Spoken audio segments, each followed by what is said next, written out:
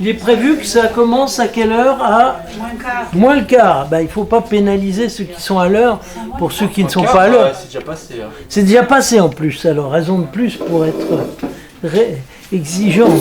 Mais bon, donc on va se rassembler.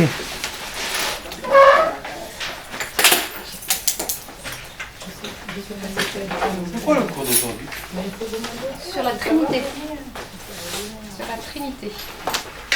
C'est la Trinité Sainte. Bon, alors voilà. J'ai sous les yeux une prière que je vais dire en votre nom. Une autre fois, on les tirera en un nombre suffisant pour que vous le disiez tous avec moi. Au nom du Père et du Fils et du Saint-Esprit. Amen. Donne-moi, Seigneur Dieu, le vrai sens des mots, la lumière de l'intelligence et la foi en la vérité, afin que ce que je crois, je sache le dire aux hommes. Ô Seigneur, c'est par la beauté que tu révèles ta grandeur. Ô Seigneur, c'est à travers l'homme que tu révèles ton amour. Seigneur, gonfle les voiles de ma foi pour que je puisse partout prêcher le nom de Dieu.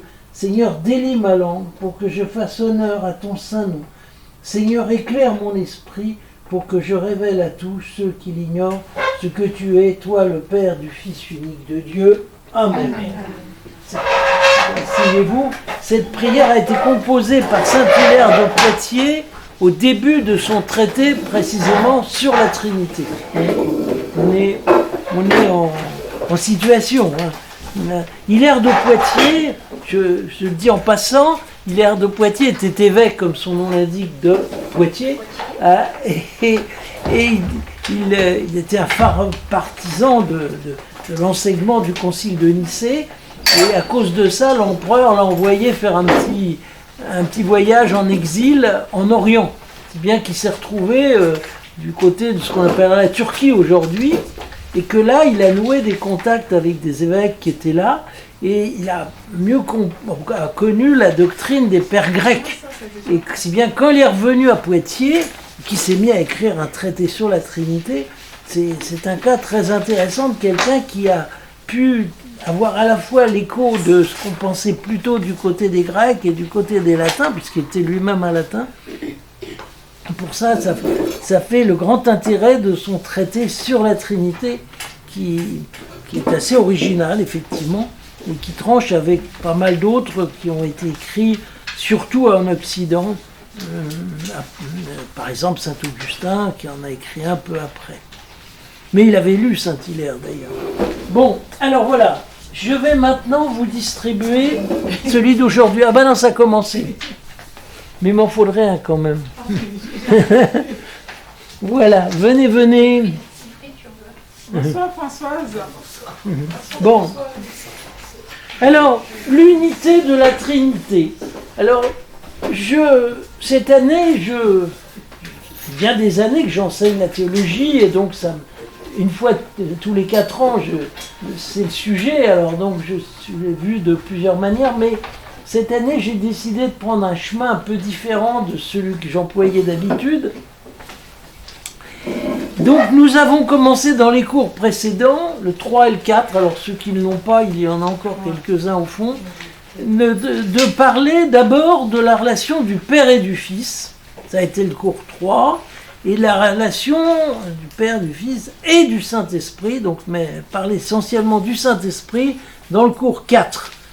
Donc maintenant, il est temps évidemment de se demander un peu, une fois qu'on a parlé de chaque personne divine, comment comprendre cet ensemble que nous appelons, nous, la Trinité. Le mot n'est pas dans l'Écriture, il a été... c'est un père de l'Église grecque qui s'appelait Théophile d'Antioche qui a risqué la première fois ce mot-là. Trias, d'ailleurs en grec, ça veut dire aussi bien triade que trinité. Et donc, le moment est venu d'envisager l'ensemble, et plus seulement les relations personnelles des uns et des autres, donc la Trinité. Parce que le grand problème, c'était finalement, comment on va pouvoir être fidèle au monothéisme d'Israël, puisque la foi biblique est indissolublement celle d'Israël et puis la nôtre. Attends, je quitte le... Et comment c'est possible alors qu'on affirme une relation très étroite entre le Père et son Fils, une relation éternelle entre le Père et le Fils et le Saint-Esprit. Donc pour répondre à cette question, on voit que deux pistes principalement vont avoir cours. La première qui met une sorte d'inégalité entre les personnes, disant il y en a un seul qui est vraiment Dieu, c'est le Père, le Fils et l'Esprit Saint, bien sûr ils sont proches de Dieu, mais ils ne sont pas vraiment Dieu, quoi. Ils ne sont pas complètement Dieu. Il y a même un temps où ils n'ont peut-être pas existé. Donc c'est ce qu'on appellera après l'arianisme, du nom d'Arius, qui était un prêtre d'Alexandrie, qui a donné son nom à cette hérésie. Mais vous retrouvez une position presque identique par exemple chez les témoins de Jéhovah. Cette idée qu'il y en a un seul qui serait pleinement Dieu, qui serait le Père, et d'autres qui seraient une sorte d'ange supérieur, quoi, quelque chose comme une puissance qui serait entre Dieu et l'homme. Donc ça, c'est la solution simple. On dit, puisque c'est pas possible qu'il y ait trois dieux, donc il y en a un qui l'est vraiment et les autres ne le sont pas tout à fait. Première solution simple. L'autre solution, qui n'est pas meilleure, c'est de dire, en fait, oui, il n'y a bien qu'un seul Dieu, mais il prend des noms différents selon la mission qu'il exerce. Alors, s'il est le Créateur, on l'appellera Père. S'il vient nous sauver sur la terre, on l'appellera Fils. Et s'il vient dans nos âmes, on l'appellera Esprit Saint. Mais en fait, c'est le même. Il change simplement de casquette, seulement de rôle. Alors, c'est ce qu'on appelle le modalisme, parce que chaque personne, c'est comme un mode de Dieu, c'est comme une déclinaison de Dieu. Ou encore sabellianisme, parce qu'il y avait évidemment un gars qui s'appelait Sabellius, qui a donné son nom à cette erreur. Donc, c'est évident que ces deux solutions ne collent pas. La première, c'est que quand Jésus nous dit « Le Père et moi, nous sommes un », il dit quelque chose, quoi. Et dire qu'il y a une sorte de dégradé entre le Père, le Fils et le Saint-Esprit, ça va contre de nombreuses affirmations de l'Écriture. Et puis surtout, ça veut dire que entre Dieu et nous, il y aurait comme des réalités intermédiaires qui seraient ni tout à fait Dieu, ni tout à fait homme. Donc Jésus n'est pas non plus complètement homme dans ce cas-là. Alors que l'Écriture nous le montre bien comme un homme quand même. Alors, donc, ça c'est pour l'arianisme. Quant au modalisme, il ne peut pas rendre compte du fait que y a un dialogue entre le Père et le Fils. Quand Jésus s'offre sur la croix, s'il est à la fois celui qui a envoyé et celui qui est envoyé, il y a quelque chose qui ne va pas. Donc ces deux solutions, elles sont bancales. Donc c'est pour ça que les pères les évêques se sont rassemblés dans un premier concile œcuménique connu à Nicée en 325, juste après le début de la paix de l'Église, puisque c'est en 313 que les persécutions sont arrêtées, et ces pères ont adopté un credo que nous connaissons, puisque celui que nous disons en principe à la messe, c'est-à-dire celui où on dit les dieux nés de Dieu, vrai Dieu né du vrai Dieu, engendrés non pas créés, de même nature que le Père, etc. Donc, alors le mot-clé, c'était justement ce qu'on a traduit dans notre credo actuel par « de même nature », mais qui n'est pas, la traduction n'est pas exacte, d'ailleurs elle va changer, je vous apprends cette bonne nouvelle, c'est qu'elle, dans le nouveau missel, on mettra le mot plus exact, consubstantiel. Alors évidemment c'est un mot rare, un mot un peu compliqué, mais il vaut mieux dire qu'il y a quelque chose plutôt que de faire semblant de trouver une explication plus simple, mais insuffisante. Donc le concile de Nicée reste ce terme de consubstantiel, homoousios en grec, pour le Fils et également d'ailleurs pour l'Esprit Saint. Donc finalement, vous voyez, on arrive à une solution paradoxale. On dit oui, le Père est Dieu, le Fils est Dieu, le Saint-Esprit est Dieu, ils le sont également, et pourtant il n'y a pas trois dieux. Alors, ça veut dire que la vérité de Dieu est plus compliquée que notre petit cerveau. Petit cerveau, oui, on voit bien, il dit, s'il y a un seul Dieu, forcément les autres ne le sont pas, ou alors s'il y a un seul Dieu, il faut que les trois personnes, ça soit juste des rôles qui jouent.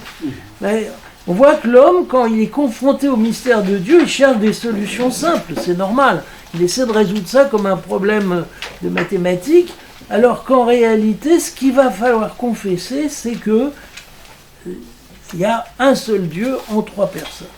C'est ça que Nicée essaie de nous dire, que le Concile de Constantinople en 381 a redit avec plus de détails, et que le tome de Damas, c'est-à-dire le pape Damas Ier en 382, a encore plus précisé. Donc, alors rappelons-nous aussi que quand nous parlons de l'unité de Dieu, cela ne se recoupe pas exactement avec l'idée d'unicité. Unicité, en français, c'est le caractère de ce qui est unique. Hein. Alors, certes, il y a des affirmations dans l'Écriture qui vont dans ce sens-là. Il n'y a pas d'autre Dieu, le seul Dieu, les autres dieux n'existent pas. Hein.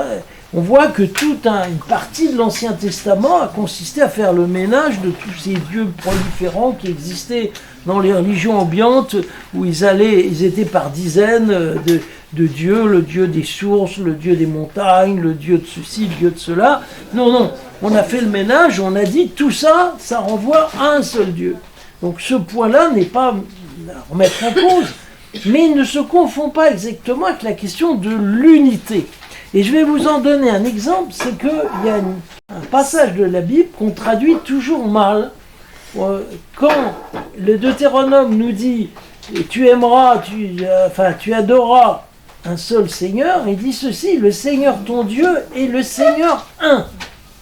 S'il voulait dire « il est le seul Seigneur », il pouvait le dire aussi, mais ça aurait été un autre mot.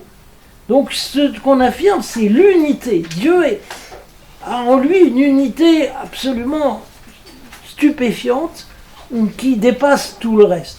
Donc, quand on nous dit « tu aimeras le Seigneur ton Dieu de tout ton cœur, de toute ton âme et de toute ta force », c'est ce Dieu un dont on parle. Et quand Jésus cite ce passage, comme il le fait notamment dans Saint Marc, eh bien, là encore, le mot employé n'est pas le Dieu unique, malgré nos traductions, mais bien le Dieu un. Et cette unité qu'on voit en Dieu, c'est justement celle qu'on va essayer de cerner au long de ce cours, c'est-à-dire quelle est l'unité de la Trinité. Parce que des unités, il y en a des quantités. Il y a l'unité pauvre d'un caillou sur la route, il est un, il veut dire il est unique, parce qu'il n'y en a pas d'autre à cet endroit-là, mais c'est une pauvre unité. Mais il y a l'unité d'une famille, il y a l'unité d'une église, il y a l'unité d'une relation. Enfin, l'unité ne se réduit pas à l'unicité. L'unité, c'est ce qui constitue la cohérence interne de quelque chose, le fait que ça a de la densité, ça a de la force. Et l'unité divine est de ce type. C'est pas cette pauvre unité qui serait simplement la singularité, le fait qu'il y a une chose qui n'existe qu'en un seul exemplaire. C'est beaucoup mieux que ça, l'unité de Dieu. Quand on dit le Seigneur notre Dieu est le Dieu un, on affirme qu'il y a en lui cette plénitude d'unité par laquelle il n'est pas éparpillé en petits bouts, il a en lui une cohérence, une force, une consistance forte. Alors on va essayer de voir ça de plusieurs manières. On va d'abord se rappeler que la Trinité est une parce que elle tire son origine du Père. Le Fils et l'Esprit Saint ne sont pas simplement des pièces rapportées, ils tirent tout du Père. Le Fils, par engendrement, le Saint-Esprit, alors on pourra dire de plusieurs façons, mais enfin, on va dire par le fait qu'il procède du Père, comme c'est dit dans l'Évangile, mais de toute façon, au départ, c'est le Père qui est la source de la Trinité. Mais attention, il ne s'agit pas de penser qu'il y avait d'abord le Père tout seul, puis un beau jour, il se serait dit, c'est quand même mieux si j'avais de la compagnie, et il y aurait le Fils et l'Esprit Saint. De toute éternité, Dieu est Père, Fils et Saint-Esprit. C'est-à-dire que de toute éternité, le Père communique tout son être à son Fils, et le Fils reçoit tout du Père, et avec le Père, il est à l'origine du Saint-Esprit. Mais il n'y a pas de succession dans le temps. Nous, on n'est pas contemporains de notre Père. Il a vécu de nombreuses années avant que nous naissions, tandis que le Fils éternel est co-éternel du Père. Il n'y a pas eu d'instant où il n'est pas jailli du Père. C'est un peu comme si vous voulez, le courant électrique, mais image qui fait ce qu'elle peut, mais enfin il n'y a pas de pôle plus sans pôle moins. Enfin, je sais pas. À moins que vous arriviez à montrer l'inverse. Moi, je suis pas très fort en physique, mais enfin, en Dieu, c'est un peu pareil, quoi. Il n'y a pas de Père sans Fils. D'ailleurs, pour ça qu'on appelle ainsi le Père, c'est que il n'est pas autre chose que Père. Il n'est pas devenu Père un jour, il est Père. Et le Fils, pareil. Il n'est pas devenu Fils un jour, il est le Fils. Donc, ça veut dire que ce qui fait d'abord l'unité de la Trinité, c'est le fait de cette source unique qui est le Père. Le Père qui transmet tout son être au Fils et qui, avec le Fils, le transmet tout entier au Saint-Esprit. Donc, première unité, celle de la source. La deuxième, c'est le fait qu'ils agissent ensemble. C'est ce que j'appelle la même opération, la même action. Il y a des missions qui caractérisent les personnes divines. La plus connue, c'est celle du Fils. Il est venu sur terre. Les autres ne sont pas venus sur terre comme le Fils est venu sur terre. Il n'y a que le Fils qui s'est engagé dans l'incarnation. Mais attention, il ne s'est pas engagé seul. C'est-à-dire que d'abord, il y a le Père qui l'envoie, il y a le Saint-Esprit qui prépare la matière, en quelque sorte, avec laquelle le Fils va venir sur terre, c'est-à-dire cette humanité qui reçoit de la Vierge Marie, eh bien on nous dit qu'il a été conçu du Saint-Esprit, c'est-à-dire que c'est le Saint-Esprit qui a préparé, qui a ourdi tout ça pour que ça constitue l'humanité de Jésus. Donc en fait, les trois personnes sont bien impliquées dans cette affaire-là, même si le terme, celui qui s'incarne, évidemment, c'est Jésus. Et de même, pour la mission du Saint-Esprit, parce que le Saint-Esprit, il a aussi un rôle très important, il vient dans nos âmes, il vient dans nos cœurs, il vient préparer le chemin du Seigneur, eh bien, quand il fait tout ça, il ne le fait pas sans le Père et le Fils. Et, par exemple, s'il nous mène vers le Père, qui va nous adopter, ben on voit bien que le Père, il est aussi dans le coup. Et bien sûr, tout ça ne serait pas possible si le Christ n'avait pas fait ce qu'il a fait. Donc, c'est-à-dire de mourir sur la croix, de nous délivrer du péché, etc. Donc en fait, même si le Saint-Esprit, aux premières lignes dans la grâce, il implique aussi le rôle du Père et du Fils. Donc c'est ça qu'on veut dire quand on dit que la Trinité agit de façon inséparable. Ils sont inséparables, même s'il y en a un qui porte, on peut dire, le drapeau, eh bien les deux autres sont quelque part concernés. Alors dans cette ligne, on voit que de nombreux, les premiers pères de l'Église ont appliqué ça à beaucoup d'autres choses. C'est-à-dire, ont vu par exemple comment la création déjà mobilisait les trois personnes divines. On dit dans le credo, je crois en Dieu, le Père Tout-Puissant, Créateur. on a l'air de dire que c'est le travail du Père. Mais en fait, il est évident qu'il l'a fait avec son Fils.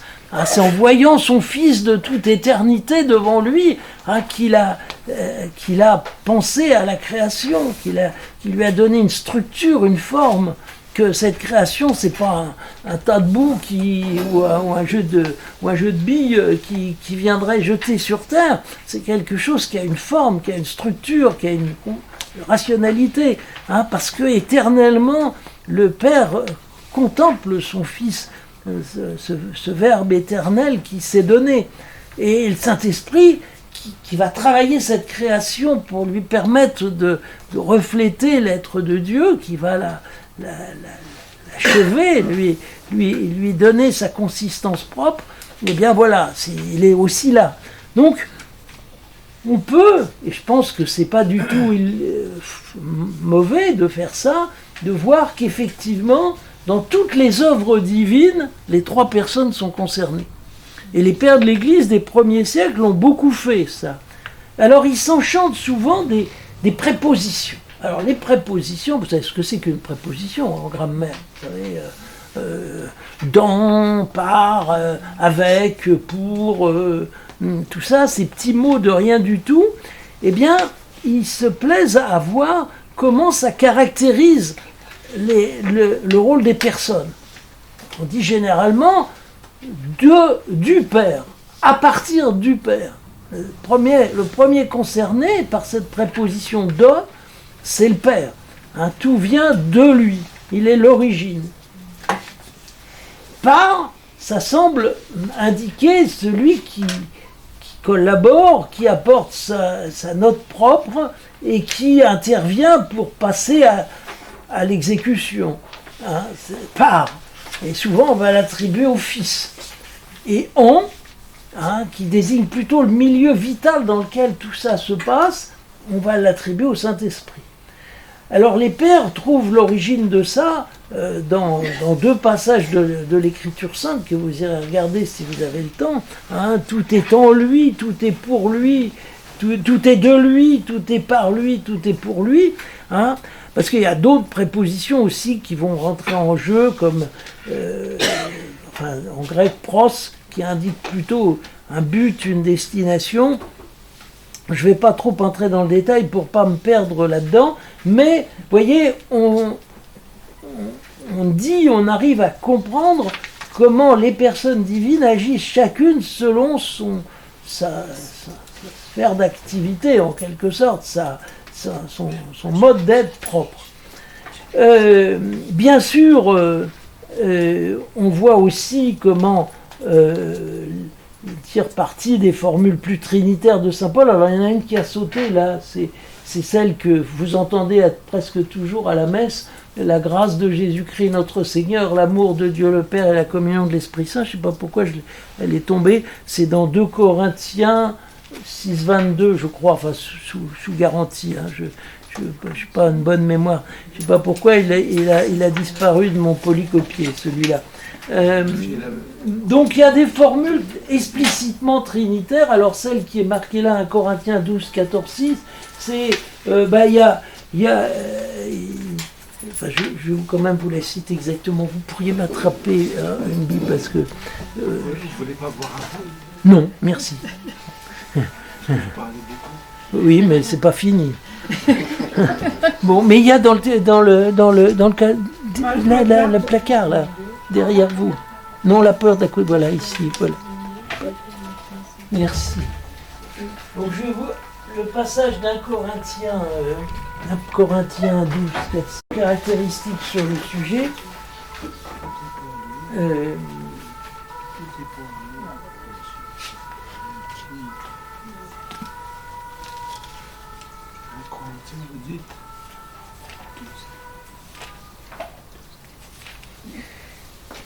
Alors, 12, je vais y arriver, patience, voilà. Il y a diversité de dons de la grâce, mais c'est le même esprit. Diversité de ministères, mais c'est le même Seigneur. Et Seigneur, chez saint Paul, c'est pratiquement toujours le Christ, le Fils donc. Diversité de modes d'action, mais c'est toujours Dieu en tous qui les met en œuvre. Donc c'est le Père. Donc vous voyez, il aborde finalement la même réalité. Il parle de l'Église avec sa diversité de grâces qui sont faites aux uns et aux autres. Eh bien, il dit, il y a plusieurs dons de la grâce, mais c'est le même esprit.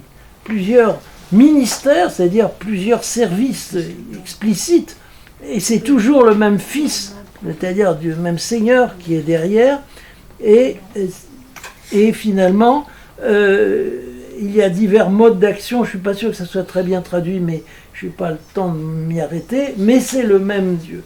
Donc, comme pour l'incarnation, comme pour la grâce, on voit que les trois personnes divines sont mobilisées dans l'œuvre qui s'accomplit là, dans l'Église, lorsque il y a des grâces qui sont faites aux uns et aux autres. Permettez. Saint Irénée dit: le Père décide et ordonne, le Fils exécute et modèle, l'Esprit nourrit et fait croître. C'est une approche comme une autre. Mais le même Irénée, dans un autre texte, dit que le Fils et l'Esprit sont comme les deux mains du Père. Donc vous voyez, c'est des images, mais qui montrent une action conjointe des trois personnes. Alors, ce qui est très curieux dans l'histoire de l'Église, c'est que ce que je vous explique là, qui je crois très beau, on en parle beaucoup moins pendant de très nombreux siècles. Probablement, enfin la raison qui apparaît, c'est qu'on avait peur qu'en parlant du rôle de chaque personne, on retombe un peu dans l'arianisme, c'est-à-dire qu'on donne une mission subalterne au Fils et à l'Esprit, qui laisserait penser qu'ils ne sont pas vraiment Dieu comme le Père, ce qui est évidemment faux. Mais donc on va beaucoup moins parler du rôle des différentes personnes, et on va finalement parler plutôt de Dieu de façon globale, en disant que c'est Dieu qui est créateur, c'est Dieu qui est sanctificateur, c'est Dieu qui est... Alors Dieu, on peut l'entendre du Père, mais on peut l'entendre aussi de espèce d'ensemble de la Trinité, et ça c'est pas très précis.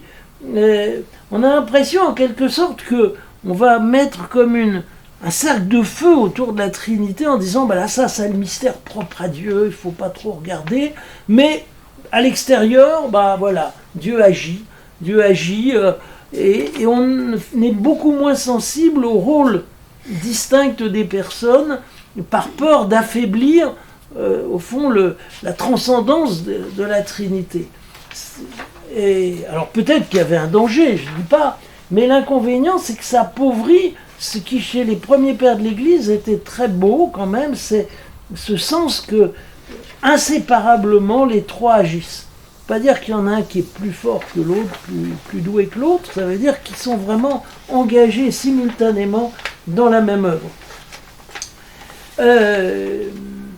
Alors, c'est au début du XXe siècle qu'on va relire les pères de l'Église. Il y a une véritable redécouverte des pères de l'Église au début du XXe siècle.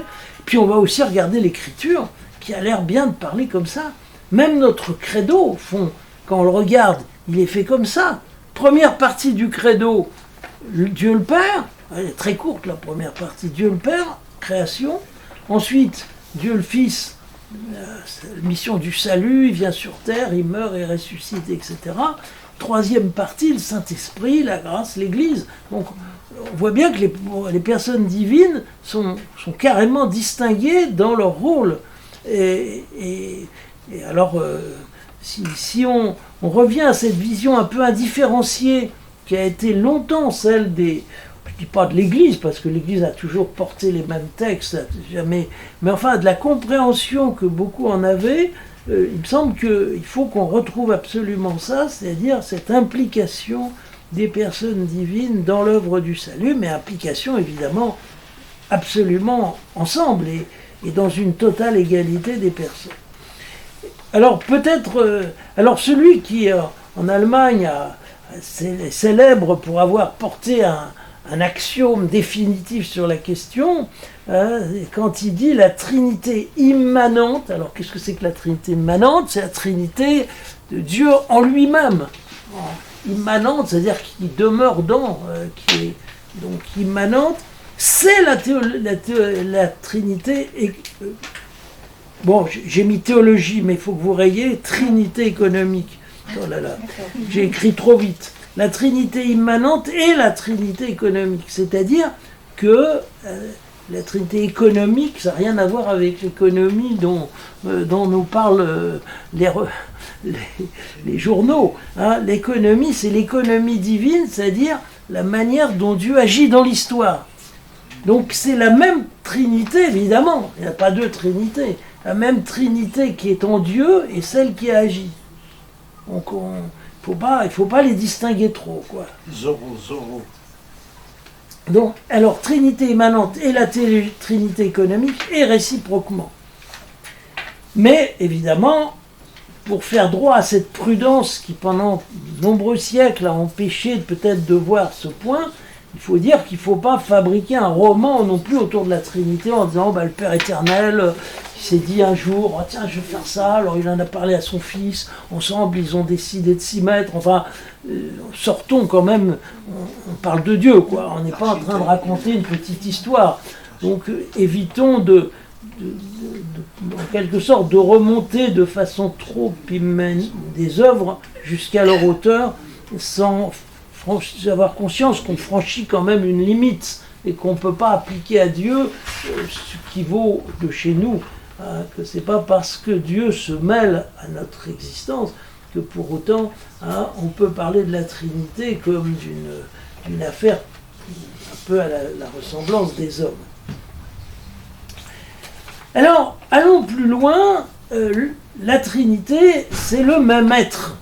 C'est pas seulement la même activité, le même service, le même travail, mais c'est le même être. On n'est pas prêt malgré tout à renoncer au monothéisme, même si on a usé du mot Trinité, on n'additionne pas les personnes divines. Ça, c'est tout le sens qu'il faut pouvoir donner au mot de consubstantiel. Consubstantiel, alors moi quelqu'un me l'a expliqué d'une manière qui m'a éclairé, alors je vous ressors ce qu'il m'a dit. Il m'a dit consubstantiel, c'est pas seulement de même nature, comme notre traduction actuelle, mais de la nature même. Alors, image, si je portais une cravate, ce qui n'est pas le cas comme vous voyez, eh bien je pourrais dire que ma cravate est du même tissu que ma pochette, mettons. Hein? Mais ma pochette n'est pas consubstantielle de ma cravate.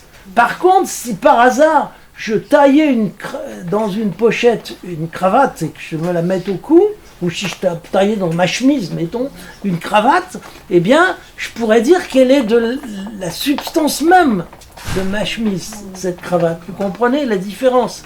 C'est-à-dire que quand on dit que le Père, le Fils et le Saint-Esprit sont consubstantiels, ça ne veut pas seulement dire qu'ils appartiennent à une même catégorie, comme vous et moi, nous appartenons à l'espèce humaine. Alors, mais nous restons des sujets distincts.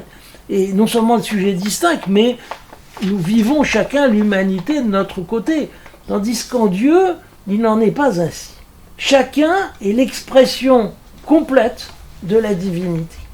Alors là, je vous ai cité un texte qui pendant longtemps a été très utilisé dans l'Église, était même chanté à l'office de prime jadis, qu'on appelle le symbole de Saint Athanas, qui n'était pas de Saint Athanas d'ailleurs, mais enfin peu importe, dans lequel on dit, alors je ne vous lis pas tout, mais ils ne sont pas trois tout-puissants, mais un seul tout-puissant.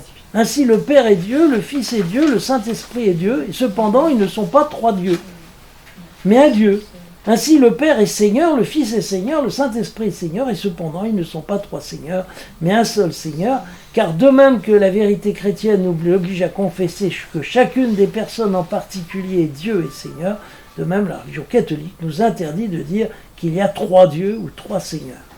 Alors, évidemment, on atteint le paradoxe là, on atteint le cœur du mystère trinitaire dans sa forme paradoxale de cette coexistence entre trois personnes qui sont vraiment des personnes, qui ne sont pas distinctes, puisqu'elles peuvent s'aimer, mais d'un autre côté qui ne constitue pas un être à part. Si vous voulez, c'est une image comme une autre, mais celle de trois danseurs qui se tiendraient la main et qui danseraient tellement vite qu'on ne verrait plus qu'un cercle, quoi. Donc, en Dieu, les relations, alors là, je vais un peu en avance sur ce que je vais vous dire après, mais en Dieu, les relations sont si intenses et si intimes qu'elles ne constituent pas, qu'elles constituent les personnes jusqu'au point qu'on ne peut pas les séparer. Et quand on dit du père qu'il est père, pas seulement qu'il est monsieur un tel et puis qu'un jour il est un fils, mais que sa paternité le définit si complètement qu'il n'existe pas sans son fils. Et que pareil pour le Saint-Esprit qui est l'expression de leur amour mutuel. Alors, si bien que quand on essaie de représenter la Trinité, on va avoir tantôt une image un peu symbolique, comme cette espèce de triangle que vous avez sur votre feuille. On a souvent représenté la Trinité effectivement comme un triangle. Alors, c'est pas très joli, c'est pas très exaltant, un triangle. Enfin, on met parfois un œil dedans pour faire joli, mais... ou alors, on va quelquefois, comme dans la fameuse icône de Roublev, le représenter comme 3 anges ou 3 personnages distincts. Il y a aussi en Occident la célèbre image du Dieu de tendresse où on voit le Père qui tient la croix où est son Fils et le Saint-Esprit comme une colombe qui est au-dessus. Donc, ou bien on va insister sur la trinité des personnes ou bien sur l'unité de leur nature. Mais aucune de ces deux représentations n'est tout à fait satisfaisante. Dieu ne se réduit pas à un triangle ni à 3 bons hommes. Enfin, il y a une profondeur dans l'affirmation de la consubstantialité divine qui va beaucoup plus loin que ça. Bon. Alors j'arrive au plus important. Je suis content d'avoir pas trop perdu de temps en route parce que c'est quand même le plus important qui arrive. On va découvrir que ce qui fait l'unité de la Trinité, c'est l'amour. Qu'en réalité, l'unité divine n'est pas la juxtaposition de 3 êtres, mais la mutuelle imbrication de ces 3 êtres. Alors, là encore, plusieurs approches. Celle du monde byzantin, du monde grec, orthodoxe aujourd'hui pour une grande part, c'est ce qu'on appelle la monarchie du Père. Alors monarchie, attention, d'abord, pas le régime politique dont il s'agit bien sûr, mais il ne faut pas le prendre au sens où le Père serait une espèce de super Dieu qui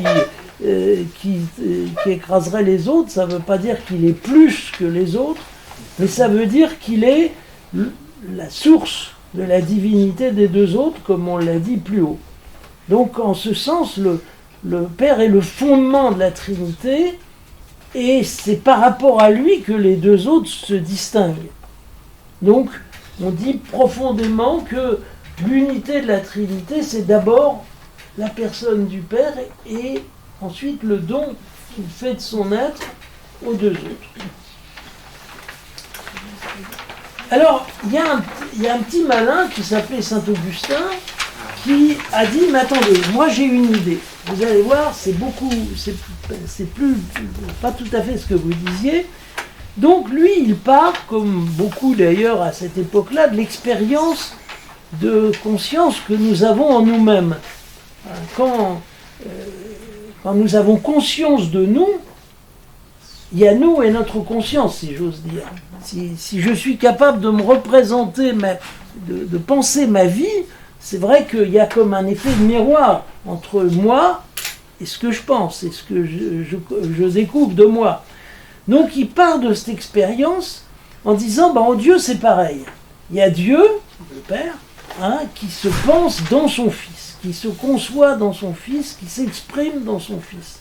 Donc il y a le Père et le Fils comme en nous, alors que nous sommes un seul être, il y a en nous comme une image de nous-mêmes que nous nous donnons quand nous essayons de nous comprendre, de nous exprimer, nous disons, voilà, je porte ça, j'ai telle ambition, telle aspiration, tel désir, etc. Nous nous disons à nous-mêmes ce qui est en nous. C'est ce qu'on appelle la conscience réflexe, par laquelle Eh bien, Saint-Augustin dit, c'est un peu pareil. Dieu a une conscience de lui-même qui est son Fils. Le Père a une conscience de lui-même qui est son Fils.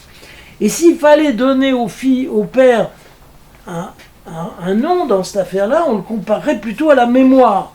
Parce que c'est le point de départ, c'est ce que nous sommes, qui est non pensé encore, qui est comme en arrière, et qui va s'exprimer dans l'image que nous nous donnons de nous-mêmes. Donc il y a comme une espèce de fond latent qu'on pourrait comparer à la mémoire, qui va s'exprimer sous forme de...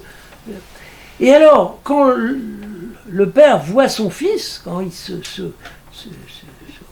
regarde dans son fils, eh bien, il est pris d'un immense amour, parce qu'il voit quelque chose d'infiniment beau, et il s'aime. Il s'aime à travers son fils. Donc, ça va être la troisième personne, c'est-à-dire le Saint-Esprit. Donc, il y a la mémoire, l'intelligence et la volonté qui vont entrer en ligne de compte, qui sont comme par hasard les trois facultés que on compte dans l'homme. Alors saint Augustin s'en explique, il dit nous sommes à l'image de Dieu, donc il y a quelque chose en nous qui est trinitaire en quelque sorte, c'est ce fait à la fois de notre conscience réflexe et de cet amour qui nous prend quand nous voyons les belles choses que Dieu a mises en nous. Là nous sommes pris d'admiration, et même quand nous voyons ce miracle qui est l'âme humaine, eh bien voilà, eh bien Dieu, alors à un degré infiniment plus grand, de manière plus merveilleuse, Dieu c'est celui qui se regarde dans son Fils et qui s'aime dans son esprit. Donc formidable, j'ai trouvé, et on comprend comme ça que l'esprit procède du Père et du Fils, puisqu'il est la résultante de leur amour à tous les deux. Alors l'inconvénient de cette approche, qui est quand même pas nulle, c'est qu'on a un peu l'impression que Dieu, on insiste tellement sur l'unité que pour le coup, on a l'impression que le Fils et l'Esprit Saint sont comme des facultés de Dieu. C'est comme si Dieu était un seul sujet qui avait plusieurs facultés. Et on tombe dans le modalisme à ce moment-là, c'est-à-dire qu'il n'y a plus assez de distinction entre les personnes. Alors bon, saint Augustin, qui est un très malin, voit bien le danger et essaie de le conjurer. Il ne faut pas l'accuser de ça, mais enfin, c'est quand même un peu bizarre qu'on aboutisse pour comprendre Dieu aux opérations internes de l'esprit humain pour y trouver une image de ce qu'est Dieu. Alors sans doute beaucoup plus solide est l'approche qui essaie de voir la vie divine comme, alors un gros mot, péricorèse, je le risque, il en faut quelques-uns, je vous en ai épargné pas mal jusqu'à présent, mais là celui-là je ne peux pas l'éviter, que les latins ont traduit par circumcision, ça veut dire en fait le mouvement qui porte chaque personne au-devant des autres et qui fait que les personnes se donnant l'une à l'autre, habitent en quelque sorte l'une dans l'autre, s'imbriquent les unes dans les autres. Ça part évidemment du verset de Saint Jean où il est dit « Je suis dans le Père et le Père est en moi ».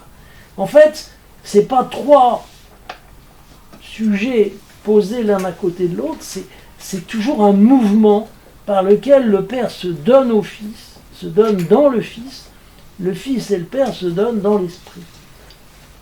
Donc, il y a là quelque chose comme un mouvement qui rapproche les personnes divines et qui fait leur unité. C'est pour l'image de la ronde que j'employais tout à l'heure, pour parler de trois danseurs qui danseraient tellement vite qu'on ne verrait plus qu'un cercle. C'est un peu l'image qui est derrière celle de la péricorèse, c'est-à-dire de cette ronde, effectivement, dans laquelle le Père donne tout au Fils et le Fils rend tout au Père à travers l'Esprit Saint, qui est le fruit de leur amour mutuel. Alors il y a eu un autre petit malin qui s'appelait Richard de Saint-Victor. Alors on est au pays de connaissance, parce que Saint-Victor c'est à Paris. C'est une abbaye de chanoines qui se trouvait sur la rive gauche, vous voyez, quelque part vers Jussieu. Et cette abbaye était très connue parce qu'il y avait là des gens, des chanoines, qui avait une double ambition, c'est-à-dire d'être de bons chanoines, de prier, de faire de la liturgie, mais aussi de faire de la théologie. Alors, ils avaient trouvé un programme incroyable où ils arrivaient à harmoniser tout ça. Alors, je sais pas, entre chaque office, il y avait un échange sur tel sujet, il y avait, enfin, c'était extrêmement. Et alors, en fait, ça a été peuplé par une pépinière de grands esprits au XIIe siècle, parce que ça a duré jusqu'à la Révolution française, mais ça a été très vite en déclin. Mais au départ, il y a eu une grande quantité de grands esprits. Le plus grand de tous, c'était Hugues de Saint-Victor, que je ne vais pas vous présenter, parce que il a parlé de la Trinité, remarquez, mais celui auquel je veux m'en tenir, c'est Richard de Saint-Victor, parce qu'on oubliait leur nom profane, hein. Il y a Adam de Saint-Victor, il y a Gustave de Saint-Victor, enfin non, je ne sais pas, mais il y a... Donc Richard de Saint-Victor a écrit un traité sur la Trinité dans lequel il s'inspire quand même pas mal de Saint-Augustin, mais il met mieux en valeur la distinction des personnes en parlant de l'amour, en disant que l'amour, c'est pas seulement ce troisième mouvement, en quelque sorte, de la vie trinitaire, il est partout dans la Trinité. Si Dieu se donne à son Fils, si le Père se donne à son Fils, c'est déjà la première expression de l'amour, cette espèce de sortie de soi du Père, de toute éternité consent en direction de son Fils, c'est bien de l'amour, ça. Et seulement l'amour, qui suppose déjà au moins deux partenaires, eh bien, s'achève, devient parfait dans ce mouvement par lequel, eh bien, ensemble, ils aiment un troisième, qui est évidemment, vous l'avez compris, le Saint-Esprit. Donc il y a non seulement l'amour qui se donne, l'amour qui se reçoit et qui transmet ce qu'il a reçu, mais finalement celui qui est l'aboutissement, celui qui est le terme complet de cet amour. Donc, sans attendre Saint-Exupéry, l'amour, c'est pas de se regarder dans le blanc des yeux, mais de regarder ensemble dans la même direction, disait Saint-Exupéry. Eh bien, ça serait la devise de la Trinité, revue et corrigée par Richard de Saint-Victor. Alors, tout ça, vous voyez, je crois, nous amène à prendre très, très au sérieux cette question de ne pas considérer que nous sommes là face à une espèce de truc très compliqué. Quand j'ai commencé à vouloir connaître le christianisme, j'ai demandé à un prêtre de m'expliquer la Trinité. Il m'a dit « Oh, mon pauvre ami, qu'est-ce que vous me demandez là? C'est un rébuche, il ne comprend rien, il m'a fait des études, ça m'a pas convaincu. » Alors, heureusement, j'ai trouvé des gens plus sérieux pour essayer de me dire des choses. Mais vous voyez qu'après tout ce parcours, toutes ces approches, bien sûr, sont incomplètes. Mais vous avez bien compris qu'elles résultent toutes du fait qu'on ne peut pas se contenter de recevoir simplement le Père, le Fils et le Saint-Esprit, si on ne cherche pas à comprendre comment ça peut se comporter ensemble, quoi. Sinon, forcément, ou bien on va être modaliste, ou bien on va être arien, mais si on n'a pas une solution de rechange, en fait, on va appauvrir ce qui nous est donné par l'Écriture. Donc on est contraint, d'une certaine manière, d'aller aussi loin qu'on peut, compte tenu de nos forces, pour essayer de comprendre l'incompréhensible, c'est-à-dire de nous approcher de ce brasier ardent qu'est la Trinité. Notre intelligence est invitée à se dépasser elle-même, en quelque sorte, pour accéder à cette unité si particulière, qui n'est pas, encore une fois, l'unité du petit caillou qui est sur le bord de la route, mais qui est cette unité pleine, cette unité riche, cette unité dense, qui est en Dieu. Et évidemment, c'est là qu'on va trouver cette définition que donne Saint Jean, Dieu est amour. Il n'est pas seulement amour parce qu'il aimerait les hommes, c'est amour parce qu'il est en lui-même amour. Et pour qu'il soit amour, il faut qu'il y ait des relations, et c'est pour ça que Dieu est suffisamment un pour qu'il y ait un seul amour, et suffisamment trois pour qu'il y ait les personnes qui s'aiment. Donc je reviens à l'image de Saint Richard de Saint-Victor, évidemment. découvrir que la grande activité de Dieu, c'est l'amour, précisément. Au sommet de l'être, au plus haut qu'on puisse monter, on ne trouve pas un solitaire, ivre de sa puissance, comme je mets sur ma feuille, hein, comme Auguste d'Ancina qui dit « Je suis maître de moi comme de l'univers ». C'est pas ce qu'on trouve, non. On trouve trois qui s'aiment. Ah, la stupeur de notre montée, quand on part des choses terrestres jusqu'à ce qu'il y a de plus haut, c'est qu'on ne trouve pas un solitaire, un principe isolé qui serait la clé de voûte du monde et de l'histoire, mais qu'on trouve en fait ces trois-là qui sont Dieu, et qui le sont ensemble, et qui le sont dans une totale conjonction d'amour qu'il n'y a qu'un seul Dieu. Donc, tout ce qui vient ensuite, c'est-à-dire ce que nous savons de la création, du salut, de la grâce, tout ça, eh bien, dérive de là. C'est parce que Dieu est ce brasier d'amour qu'en fait, tout ce qu'il va faire est inspiré par ça et nous ramène à ça. Et particulièrement l'homme. Si l'homme a été voulu à l'image de Dieu, c'est parce que, d'une certaine manière, il va entrer dans cette aventure-là. Et qu'il a sa place au cœur de la Trinité, grâce au Christ qui est venu nous chercher pour nous faire adopter par le Père. J'ai fini. Bravo. Bon, alors je me livre à vos questions. Je pense que vous allez me... Une question, en fait. Oui. En fait, chez les témoins de Jéhovah, ils croient que Jésus c'est un ange. L'ange Oui, Michael. c'est ça. Oui, c'est ça. L'ange Oui, Michael. c'est un ange. Oui. Tout à fait. Alors que l'Épître aux Hébreux dit explicitement Jésus n'était pas un ange. Enfin, c'est clair qu'il. Mais voyez, dès qu'on ne peut plus affirmer la pleine divinité du Christ, on est conduit à nier même son humanité. C'est ça qui est quand même curieux. Parce que si on met un intermédiaire entre Dieu et l'homme, il n'est pas tout à fait Dieu, il n'est pas tout à fait homme, forcément. Donc en fait, on ne respecte ni sa divinité, ni son humanité. D'affirmer sa divinité, c'est encore la meilleure manière de rendre compte de son humanité, paradoxalement. Une question, mon père. Le fait que Dieu est amour, est-ce que ça justifie qu'il soit en plusieurs personnes? Oui, jusqu'à présent, pour qu'il y ait amour, il faut qu'il y ait relation quand même. Je sais pas, on peut définir l'amour de bien des manières. Mon amour peut rayonner autour de moi, enfin, je peux aimer tout ce qui est autour de moi. Oui, mais précisément, avant la création, Dieu n'avait rien autour de lui. Ben, dans ce cas, il crée pour aimer. C'est ça, donc il n'est pas amour, il devient amour. Tu es en train de m'expliquer que par la création, Dieu devient amour. Non. C'est parce qu'il est amour que... Non, il aime rien. Il aime rien s'il aime ce qui n'existe pas encore. Alors, il s'aime lui-même, hein, il s'aime lui-même. Tu reviens un peu à la position de saint Augustin, qui imagine en Dieu une sorte d'amour interne. Mais Mon père, oui. voilà. En tout cas, je vous remercie beaucoup. C'était très, très dense.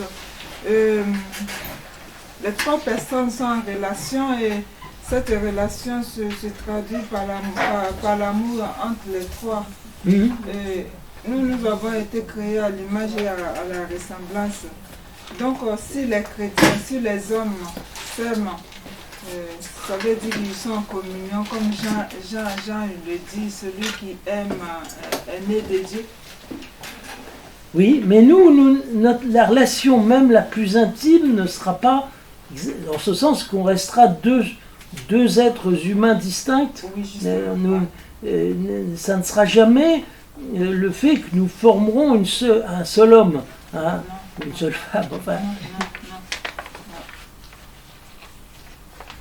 Mon père, restant dans l'hypothèse que l'amour, la nature amoureuse de Dieu implique d'une certaine manière le fait qu'il soit plusieurs, enfin que Dieu soit en plusieurs personnes, pourquoi est-ce qu'il ne se limite pas à être en deux personnes? Et c'est plutôt en 3 personnes. Parce que, alors Richard de Saint-Victor explicite bien ça en disant que la perfection de l'amour est d'aimer ensemble un troisième, c'est-à-dire de s'ouvrir, que cet amour s'ouvre et s'élargisse en quelque sorte, et dans le même mouvement de part et d'autre, et qu'il se... Alors ça, il y a des analyses extrêmement fines de Richard là-dessus, que je pourrais... Et je crois que c'est profondément vrai. Si l'amour n'est pas seulement un face-à-face, même s'il y a un côté de face-à-face dans l'amour, il est aussi d'œuvrer ensemble pour le même résultat, le même but. Et le Saint-Esprit, en ce sens, c'est celui qui est l'amour de Dieu, et tout en même temps le fruit de cet amour. Hein, parce que le propre de l'amour, c'est d'une certaine manière qu'il n'est pas celui de l'un, celui de l'autre, qu'il est plus grand en quelque sorte, plus grand que chacun, il dépasse chacun. Et donc en ce sens, il est distinct de chacun. C'est ainsi qu'il devient un troisième. Mais ça contredit un peu, en fait je pense, l'image de l'amour dans un couple en fait. C'est un homme face à une femme, c'est un vis-à-vis. Oui, bien sûr. Les deux ne vont pas... Non, mais Saint-Augustin n'a pas peur de dire, il y a bien un point où l'homme est à l'image de Dieu, c'est ça, c'est son âme pour lui, c'est pas seulement l'amour. Enfin, nous avons été faits à l'image de Dieu, donc nous avons en nous des vestiges de la Trinité, dit-il. Et je crois que c'est vrai. Par le plus haut de nous-mêmes, nous sommes faits pour la vie divine, et donc nous avons quelque chose qui nous permet de consonner avec Dieu. Oui. Ça m'interpelle. Deux êtres humains qui s'aiment, s'il n'y a pas Dieu dans ce duo, je ne suis pas sûre que ce soit de l'amour, c'est-à-dire que est-ce que finalement l'amour est possible sans le trois Oui, non, mais je crois qu'il n'est pas, effectivement pas.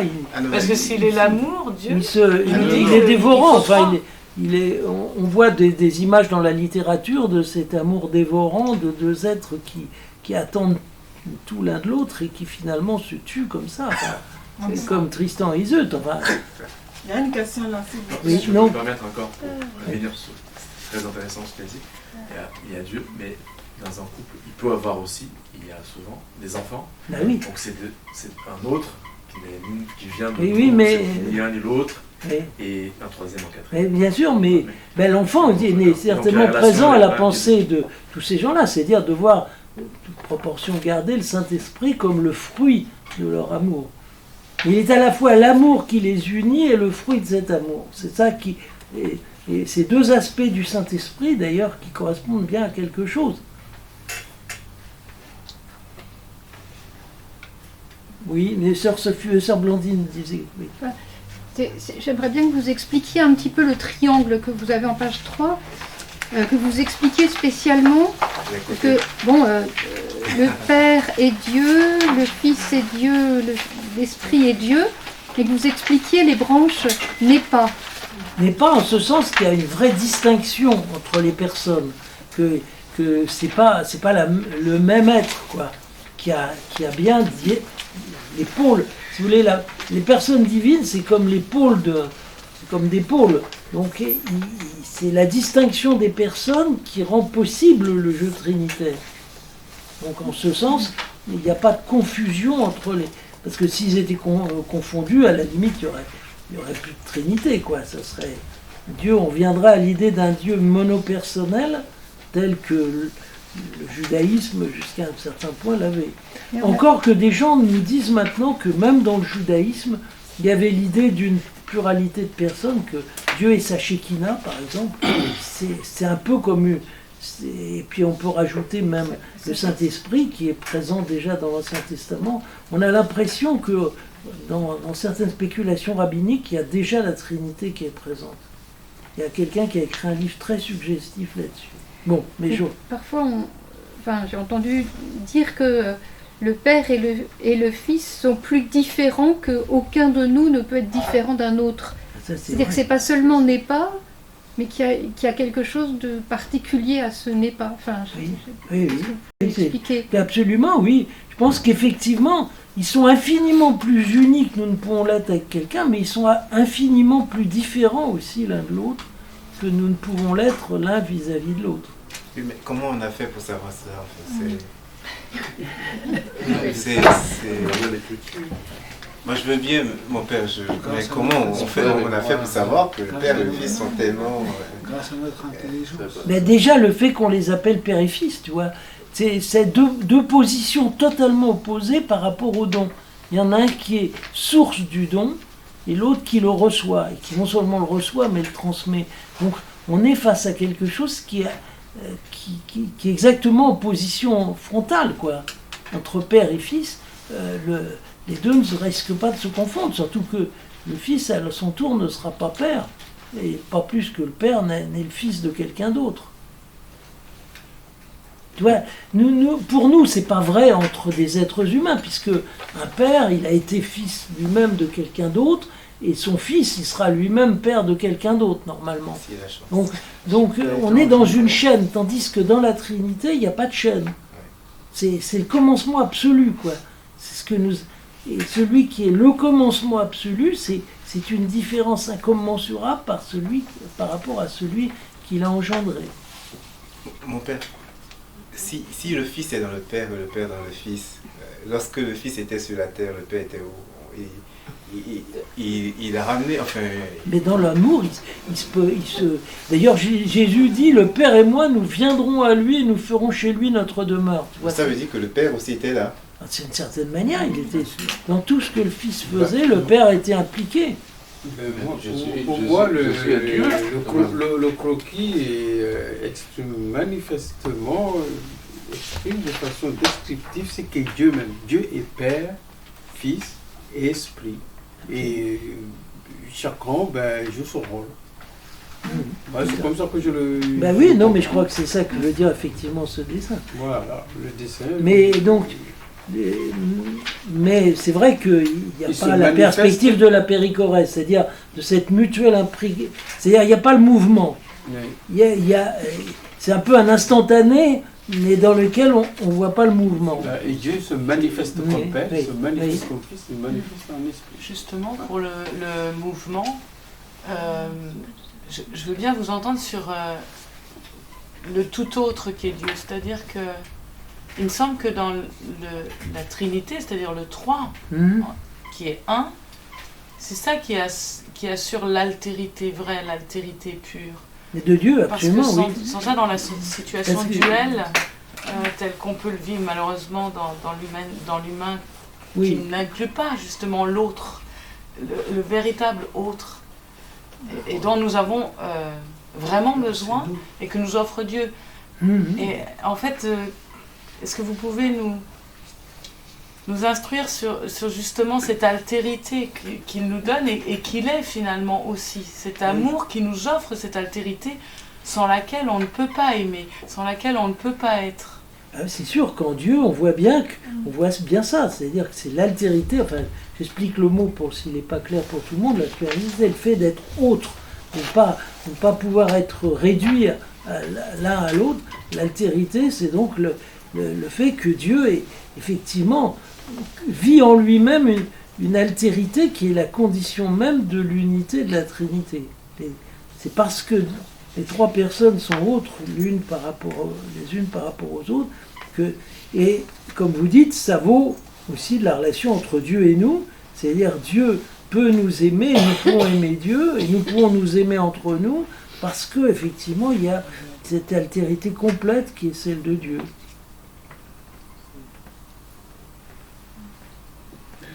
Mon père, et que fait-on de la suffisance, le fait que Dieu se suffit lui-même? Parce que que fait-on du fait que Dieu est supposé se suffire de lui-même? Si pour exister, il a besoin d'être plusieurs, ça suppose d'une certaine manière... Non, mais tu sais, déjà que tu penses au-delà de la Trinité, tu vois, c'est pas qu'il a besoin, il est comme ça. Tu vois, on met des mots psychologiques, mais enfin, Dieu est comme ça. Il n'y a pas eu un moment où il se disait « je suis un peu seul et j'ai besoin de quelqu'un ». Il est comme ça. Il a toujours été comme ça. Mais peut-être qu'il est plus que 5, enfin plus que 3. Dans la révélation, on nous a révélé qu'il était trinitaire, mais peut-être qu'au fond, peut-être qu'au fond, Dieu est plus que 3, enfin. Il est peut-être au nombre de 4. Ça voudrait dire qu'il n'aurait pas dit la vérité à un Il ne peut pas moment remonter donné, au-delà de quand ça. même l'esprit de Il ne peut vérité. pas... Je veux dire, il ne peut pas se mentir à lui-même, hein, c'est pas comme nous. Hein. Si tu remontes au-delà de la Trinité, on retombe dans la mythologie. C'est-à-dire, vous savez, comme derrière, derrière Zeus, il y avait Chronos, et derrière Chronos, il y avait Uranos, et puis il n'y a pas de raison qu'on ne remonte pas indéfiniment. Mais justement, les athées, ils associent tout ça à Dieu, quoi, en fait, finalement. En fait, c'est des anges. Donc, les athées, enfin, enfin, il y en a quand même qui associent tous ces trucs-là à la divinité, quoi. Non? Certains pensent qu'au fond, Dieu, il se manifeste dans les djinns, dans les ceci, cela, enfin, dans les esprits, les anges, enfin, il y en a qui mettent en Dieu quasiment, enfin, plein de choses. Oui, mais ça, c'est ce qu'on appelle le panthéisme, enfin, c'est-à-dire que tout... Mais justement, ça, l'Ancien Testament nous a délivré du panthéisme. Mais c'est là que l'altérité dont on parlait est si importante. L'Ancien Testament nous met face à un Dieu autre que nous. Ça, c'est clair. C'est pour ça qu'il peut nous aimer, que nous pouvons l'aimer. Bon, ben écoutez, je pense qu'on en parlera encore des heures. On pourrait en parler des heures. Une dernière question. Voilà. Bon, voilà, dernière question. À travers l'histoire biblique de tous les hommes qui ont été révélés à l'homme, par exemple Noé, Oui. Moïse qui a écrit la Genèse en 50 chapitres, qui a été inspiré de Dieu. Oui, eh bien. Bien des hommes ont été inspirés ou bien des hommes ont été guidés par Dieu. J'espère, Comme oui. Noé par exemple. Noé aussi. Oui. Je ressens cette façon d'aimer. Comme Jésus aimait les gens, moi j'aimerais bien aimer les gens aussi. Eh ben, nous aussi, on aimerait bien. Ben, demandons le secret à la Trinité. Voilà, on va peut-être dire les complis, je ne sais pas si on a assez de feuilles, on va essayer. Les complis, c'est-à-dire la prière du soir de l'église qui n'est pas très longue. Ça ne va pas durer 1 heure.